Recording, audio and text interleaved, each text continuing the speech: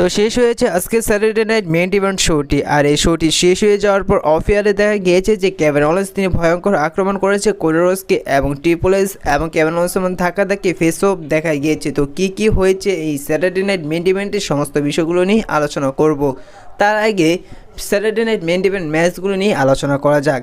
তো Saturday night main ইভেন্টের প্রথম ম্যাচ নিয়ে আলোচনা করা যাক স্যামি জাyn এবং ড্রু ম্যাকইন্টায়ারের ম্যাচটি নিয়ে। এই ম্যাচটি শুরু হওয়ার আগে স্যামি জাyn তিনি আক্রমণ শুরু করেছে ড্রু ম্যাকইন্টায়ারকে। আর এই ম্যাচটি এক পর্যায়ে গিয়ে দেখা যাচ্ছে ড্রু ম্যাকইন্টায়ার তিনি বারবার স্যামি জাynকে পিন করার চেষ্টা করছে কিন্তু পিন করতে পারছে না এবং এই ম্যাচটির বলতে গেলে পুরোই আক্রমণের শিকার হয়েছে স্যামি জানের কাছে ড্রু ম্যাকইন্টায়ার। ম্যাচটি এক পর্যায়ে গিয়ে দেখা গিয়েছিল যে যখন ড্রু ম্যাকইন্টায়ার তার ক্লেমর কিক স্যামি জানকে দিতে যাবে ঠিক সেই সময় স্যামি জান সেটাকে কনভার্ট করে তার হালুয়া কিক দিয়ে দেয় কিন্তু সেই জায়গায় ড্রু ম্যাকইন্টায়ারকে পিন করতে পারে না।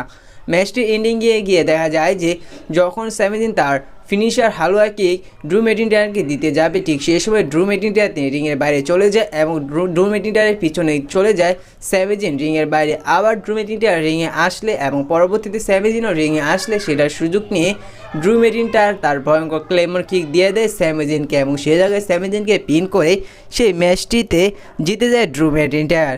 এবং পরবর্তী একটি ম্যাচ নিয়ে আলোচনা করা যায় সেটি হচ্ছে যে লিভ মর্গান ভার্সেস ইউসিকায়ের মধ্যে। তো আপনাদের যেমনটা জানিয়েছি যে এটি একটা লাইভ শো হতে যাচ্ছে যার কারণে এনে কোনো টাইটেল চেঞ্জ হতে দেখা যাবে না। আর এই ম্যাচটি নিয়ে বলার কিছু নেই, এই ম্যাচটির মধ্যে ডমিনিক স্টুডিওকে এবং র্যাকেলকেও ইন্টারফিয়ার করতে দেখা যায়নি। এই ম্যাচটির মধ্যে লিভ মর্গান তিনি ক্লিয়ারলিভাবে ইউসিকাইকে হারিয়ে তার র ওমেন চ্যাম্পিয়নশিপটি রিটেন করে নিয়েছে। এবার পরবর্তী ম্যাচ নিয়ে আলোচনা করা যাক যা দেখা গিয়েছে একটি triple threat match Gunther versus Damian Priest versus Finn বালারের মধ্যে ওয়ার্ল্ড হেভিওয়েট চ্যাম্পিয়নশিপের জন্য। আর এই ম্যাচটি একটি অসাধারণ ম্যাচ ছিল, সমস্ত ম্যাচগুলো থেকে আমার মনে হয় এই ম্যাচটি সবচেয়ে একটি বেস্ট ম্যাচ ছিল। এই ম্যাচটির মধ্যে তিন রেসে তার পুরো পারফরমেন্স দিয়েছে, কখনো এই ম্যাচটির মধ্যে কন্ট্রোলে নিচ্ছে ফিন বালার, কখনো কন্ট্রোল নিচ্ছে ডেমন প্রিন্স, কখনো কন্ট্রোল নিচ্ছে গুন্থার। ম্যাচটির এক পর্যায়ে গিয়ে দেখা গিয়েছে যে এই ম্যাচটির মধ্যে ফিন বালার তার ফিনিশার দিয়ে দিয়েছিল গুন্থারকে এবং গুন্থারকে পিন করতে যাবে ঠিক সেই সময় এসে এই ম্যাচটির মধ্যে পিন করতে দেয় না সাকসেসফুলভাবে ফিন বালার ডেমন প্রিন্স। ম্যাচটি আরও এক পর্যায়ে গিয়ে দেখা যায় যে গুন্থার তার ভয়ঙ্কর সাবমিশন লক লাগিয়ে দেয় ডেমন প্রিন্সকে এবং সেই জায়গায় ডেমন প্রিন্স চেক আউট করতে যাবে ঠিক সেই সময় ফিন বালার এসে আক্রমণ শুরু করে গুন্থারকে এবং ডেমন প্রিন্সকে। যদি ম্যাচটির এন্ডিং নিয়ে বলা যায় যে ম্যাচটির এন্ডিংয়ে গিয়ে দেখা যায় যে গুন্থার তিনি ডেমন প্রিন্সকে রিংয়ের বাইরে নিয়ে ভয়ঙ্কর আক্রমণ করে এবং স্টিল স্টেপের উপরে ডেমন প্রিন্সকে গুন্থার ভয়ঙ্কর আক্রমণ করে পরবর্তীতে রিংয়ে দেখা যায় যে একটি ভয়ঙ্কর একটি লাথি দেয় গুন্থার ফিন বালারকে। পরবর্তীতে দেখা যায় যে ফিন বালারকে একটি ভয়ঙ্কর পাওয়ার বম দিয়ে দেয় গুন্থার এবং সে জায়গায় গুন্থার সেই পাওয়ার বমের কারণে ফিন বালার সে জায়গায় কিছু করতে পারে না এবং সে জায়গায় গুন্থার ফিন বালারকে পিন করে সাকসেসফুলভাবে তার ওয়ার্ল্ড হেভিওয়েট চ্যাম্পিয়নশিপটি রিটেন করে নেয়। এবার পরবর্তী ম্যাচ নিয়ে আলোচনা করা যাক যা দেখা গিয়েছিল আনডিসপিউটেড ইউনিভার্সাল চ্যাম্পিয়নশিপের জন্য কোডি রোডস এবং কেভিন ওলেন্সের মধ্যে। তো এই ম্যাচটি নিয়ে কিছু বলা নেই, এই ম্যাচটিও কিছুটা অসাধারণ ম্যাচ ছিল।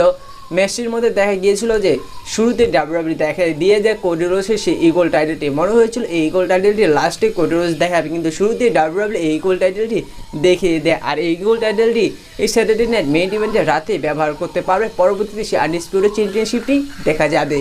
ম্যাচটি শুরু হলে দেখা যায় যে দুটো রেসলারের পারফরমেন্স ভালো ছিল, দুজনে একে অপরকে ভয়ঙ্কর আক্রমণ করছে। ম্যাচটির মধ্যে র্যান্ডি অর্টনের মুভ ইউজ করতে দেখা গিয়েছে। এক পর্যায়ে দেখা যায় যে যখন কেভিন ওলেন্স নিয়ে অ্যানাউন্স টেবিল পরিষ্কার করে কোডি রোডসকে আক্রমণ করবে ঠিক সে সময় দেখা যায় যে উল্টো কোডি রোডস নিয়ে কেভিন ওলেন্সকে একটি আরকিও দিয়ে দেয়। আর এই ম্যাচটির মধ্যে দুইটি রেফারির আক্রমণের শিকার হয়েছে। ম্যাচটির এক পর্যায়ে দেখা যায় যে কেভিন ওলেন্স তার ফিনিশার স্টারার দিয়ে দেয় কোডি রোডসকে কিন্তু সে জায়গায় রেফারি না থাকার কারণে সে জায়গায় পিন করতে পারে না। এক পর্যায়ে কেভিন ওলেন্স তিনি স্টিল চেয়ার নিয়ে আসে কোডি রোডসকে আক্রমণ করার জন্য কিন্তু কোডি রোডস সে জায়গা থেকে বেঁচে যায়, উল্টো সেই চেয়ারটির উপর কোডি রোডস তার ফিনিশার কেভিন ওলেন্সকে দিয়ে দেয়। তারপর সে জায়গায় রেফারি এসে 1, 2, 3 করে সে জায়গায় কোডি রোডস কেভিন ওলেন্সকে হারিয়ে সাকসেসফুলভাবে তার আনডিসপিউটেড টাইটেলটি রিটেন করে নেয়। স্যাটারডে নাইট মেইন ইভেন্টের সেই শোটি শেষ হয়ে যাওয়ার পর অফিয়ারে দেখা যায় যে কেভিন ওলেন্স নিয়ে কোডি রোডসকে ভয়ঙ্কর আক্রমণ করে সে জায়গায় একটি মুভ দিতে দেখা যায় কেভিন ওলেন্স কোডি রোডসকে যে মুভটি ডাব্লিউডাব্লিউ ব্যান করে দিয়েছে সেই মুভটির নাম সম্ভবত হয়তো প্যাকেজ পাই ড্রাইভার।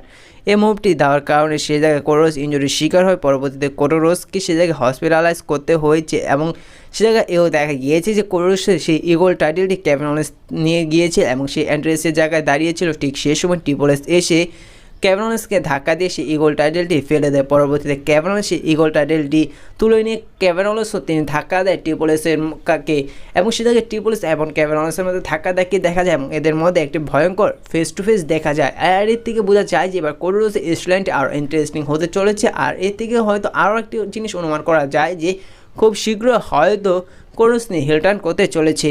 তো আজকে স্যাটারডে নাইট মেইন ইভেন্ট শোটি আপনাদের কেমন লাগলো তা অবশ্যই কমেন্ট করে জানিয়ে দিবেন। আর আজকের এই ভিডিওটা এই পর্যন্তই ছিল।